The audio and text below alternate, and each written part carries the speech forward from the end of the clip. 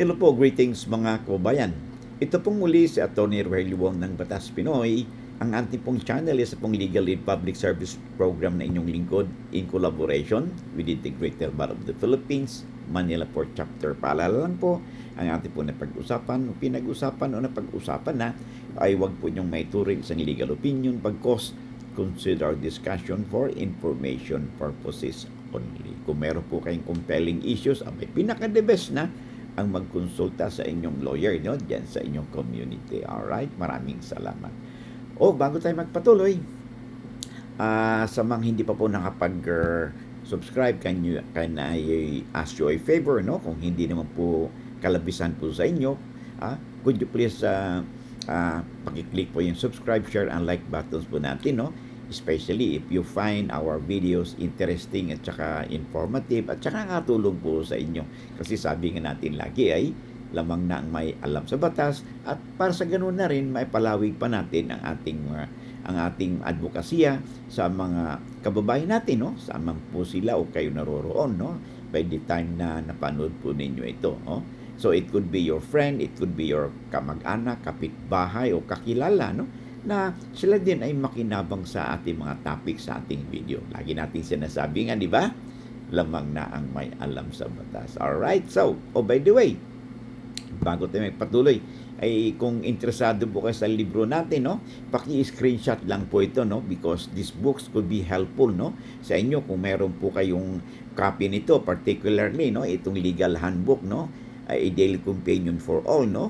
Kahit hindi kayo lawyer, no? Ay malaking bagay po ito, no?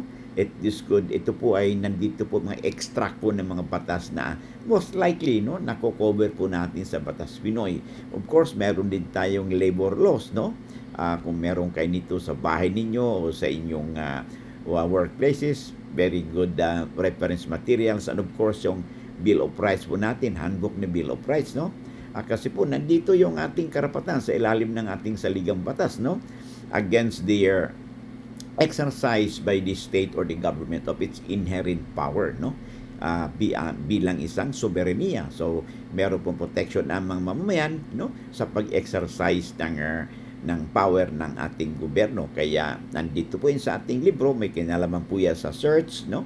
Search sa warrant, no? Search and seizure, no? Pag-issue ng tinatawag nating warrant at saka pag isang tao ay nasa kustudiya ng law enforcement agency for custodial investigation, ay meron din po ang ano bang karapatan isang tao na under investigation. Of course, meron na tayo ding cybercrime ngayon, no? Na paggamit natin yung ating mga computer, gadget po natin, electronic gadgets, mobile phone, na isagawang isang krimen, ay covered po tayo sa tinatawag nating cybercrime. At kung may cybercrime, ay meron din po tayong cyber warrant na kung saan ay yung ating mga gadgets na electronic gadgets, cellphone, no, ay tablets, ay maaari pong makumpiska po yan and it could be subjected to forensic examination. All this should be covered by tinatawag nating cyber warrant. Okay? So, okay, let's proceed na po, no, dito sa ating topic. Okay? Ang topic po natin ngayon ay may kinalaman po, no, sa sulat po sa atin ni Binancio, tawagin na lang natin siya. Siya po ay isang OFW at ang kanya pong asawa na iwan sa Pilipinas, sinangla po yung kanilang bahay at lupa na hindi niya alam. Okay? Sinangla po sa bangko. Ngayon, ang system nito ngayon, ang tanong niya hindi daw niya alam at ano bang dapat niyang gawin. Of course, una, ang sanla na ginawa ng iyong asawa, no, ay hindi po yan valid. That is null and void. Wala po yang saysay. Since hindi ito valid, no, ay hindi po kayo under obligation, no? Hindi po pwedeng i-foreclose ng pinagsanlaan ang inyong property na isang conjugal or absolute community property kasi po wala po kayong consent. Sabi ng ating batas, no?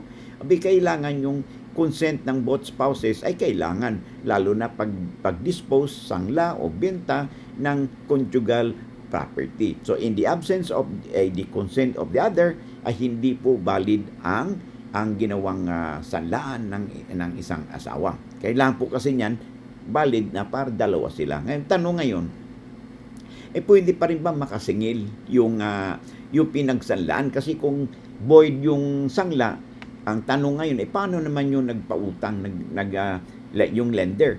Mababayaran ba siya? Pwede ba niyang i-enforce yung kanyang pinautang, no? Ma-recover ba niya yun? O, ang sabi po ng ating Korte Suprema, yes, pwede po, no? Although the real estate mortgage itself is unenforceable, pero nandyan pa rin po ang karapatan ng nagpautang naman na siyempre nasingilin yung kanyang yung pinautang niya, kasi po that would be, kung hindi niya masingil yun, that could constitute na tinatawag nating unjust enrichment. So may karapatan pa rin po siya na singilin yung mag-asawa because ito lalo na kung ito ay nag-redound sa benefits ng kanilang pamilya. But in so far as to enforce the real estate mortgage is concerned, yung pagrimata nito, no, hindi po pwede. Ang right lang po ng lender is again to recover, no, masingil yung pagkakautang nila, na ginawa, no, na particularly nitong si asawa, no, against their spouse na umutang siya na wala namang consent si Mr. o si Mrs. So yun po ang karapatan pa rin ng isang lender na nagpautang. So entitled pa rin siyang ma-recover yung kanyang pinautang, no, na pera. So maaring ihablan niya yung si asawa na nag-mortgage na wala namang na maaring sa kanya, no, and this could be later on chargeable, no, pag nagkaroon na ng liquidation sa settlement of estate ng mag-asawa. This could be subject to yung computation, no, advances ba yan na dapat bayaran ng conjugal partner, no, ng isa, lalo na kung hindi naman nakinabang yung pamilya nito sa ginawang pag-utang, no, ng kanyang asawa. So yun lang po, no. I hope may leksyon po tayong natutunan ngayon sa episode nito. Ang kaso po natin ito, may hango po yan sa kaso ng isang bangko, no, versus kay Binancio.